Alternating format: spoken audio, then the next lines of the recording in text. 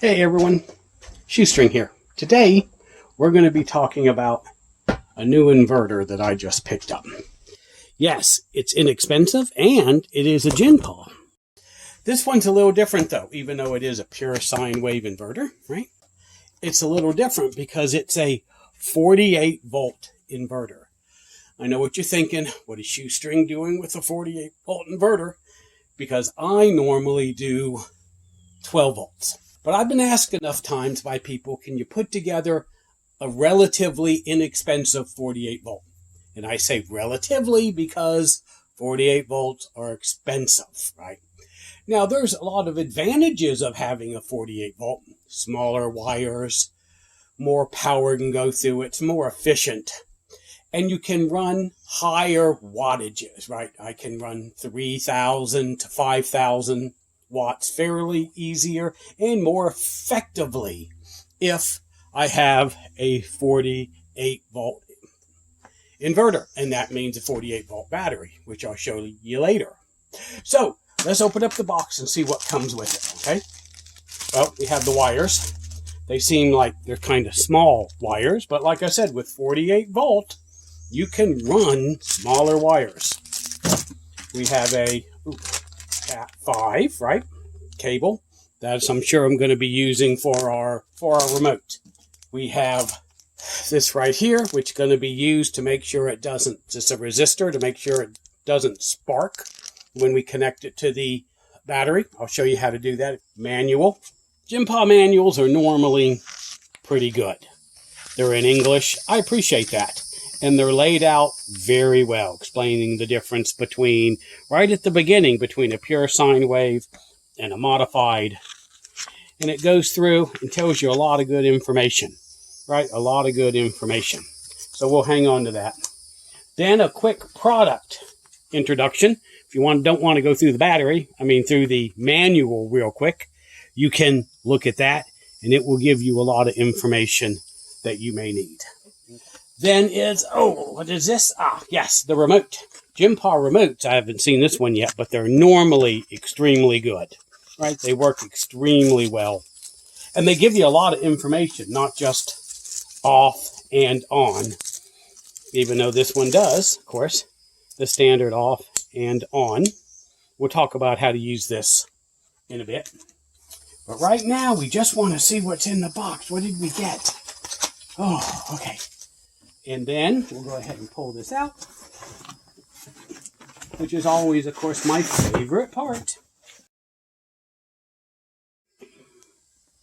And there we are. It's packed like normal when they come. They are packed very well, right? But you also, every time you get a new piece of equipment, it's a good idea to make sure there's no damage to it, right? Because things happen in shipping, don't they? No. Right. So we open it up and take a look. And here it is. Junbpaw. Right? Ooh, one of the feet came off. That's okay, they're made to.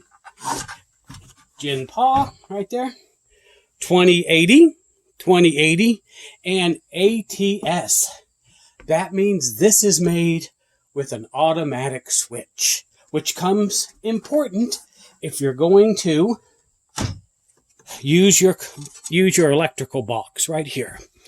What happens is you take this off and you can wire this directly to the wiring in your house, right? Directly to the wiring in your house.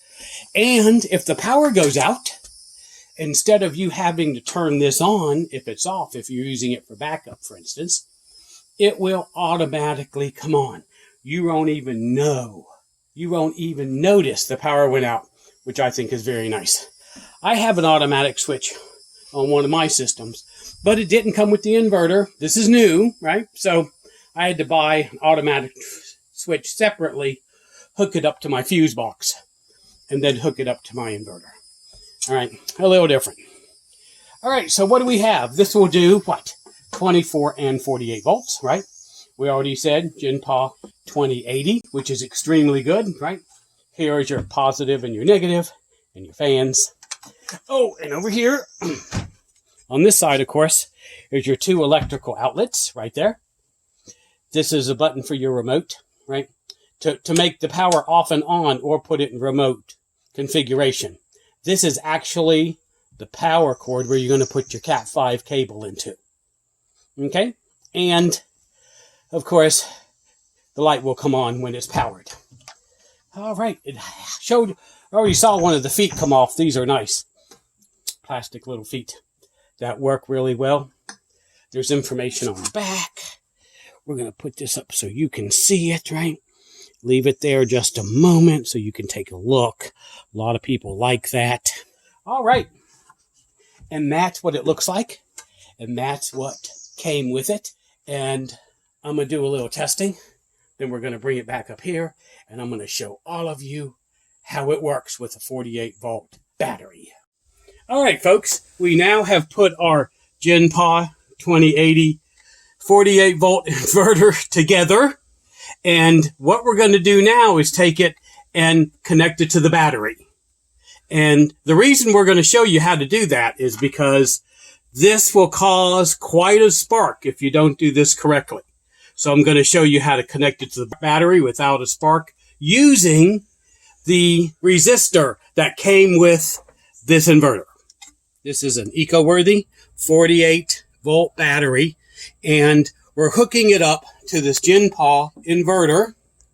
And if I did it, just put the wire on it, right? Just took this wire and put it on the negative, it would do a huge spark.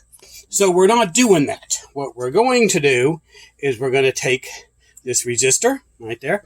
So this came with the inverter. Very rare, but very nice. What we're going to do is just hook it right here into the negative. Then we're going to take that and touch the terminal with the negative right there and hold it between 5 to 10 seconds, right?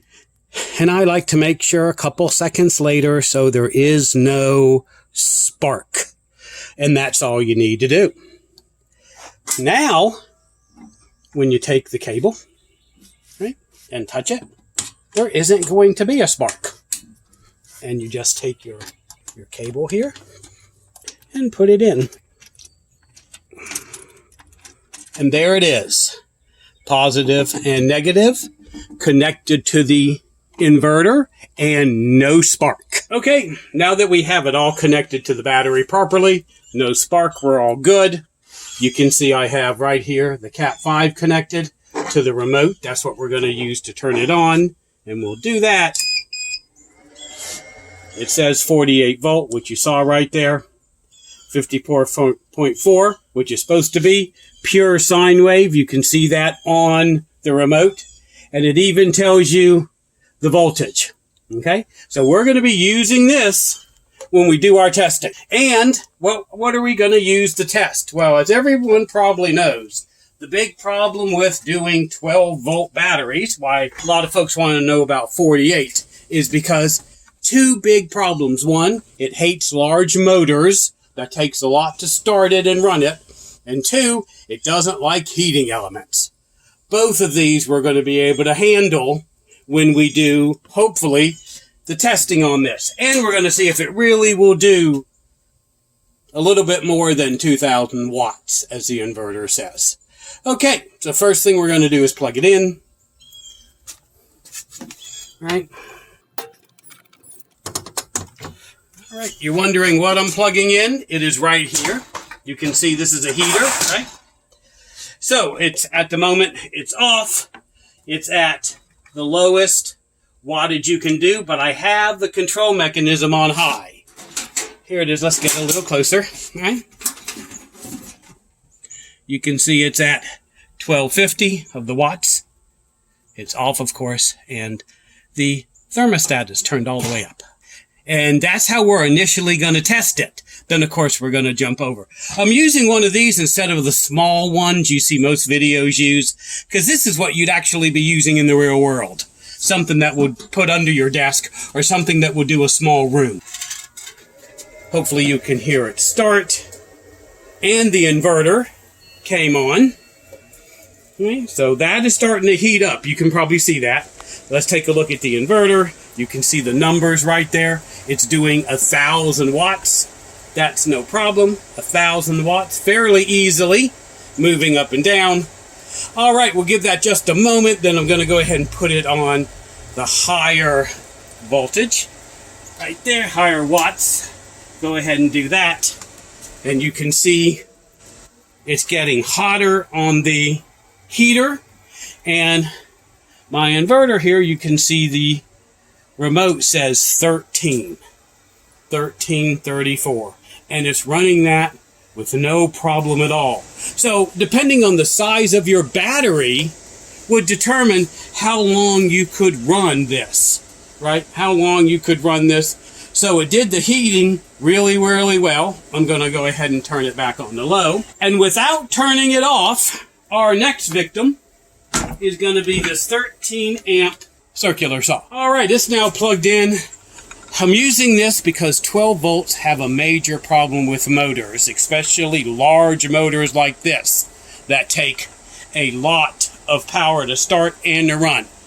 So first we're going to see just if this will run it. So let's go ahead and push the button. We'll be watching and see what the remote says we're using.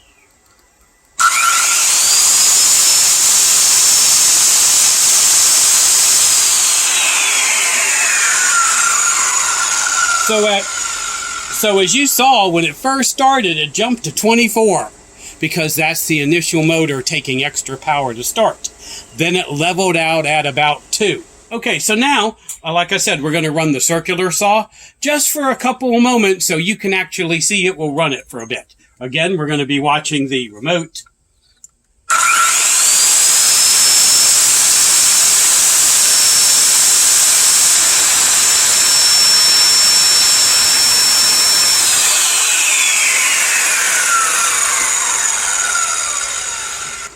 So this does do more power than it says it does, which of course Junbpaw items do that all the time, their inverters. Okay, so it passed our test. It did both of these extremely well. And my recommendation, if you want, upgraded to a 48 volt system. You may want to consider a inexpensive Junbpaw inverter. Now remember, this will do 48. It will do 48, like I said, and we've been testing. It also do 24. So there it is. That's what it looks like. That's how well it works that everyone saw. I will, of course, for 48 volt systems, recommend this inverter. It runs it really well. If you like this kind of video, please like and subscribe, comment. The comments really help the algorithm somehow, however that works. Please share if you know other people that might like this, and shoestring out.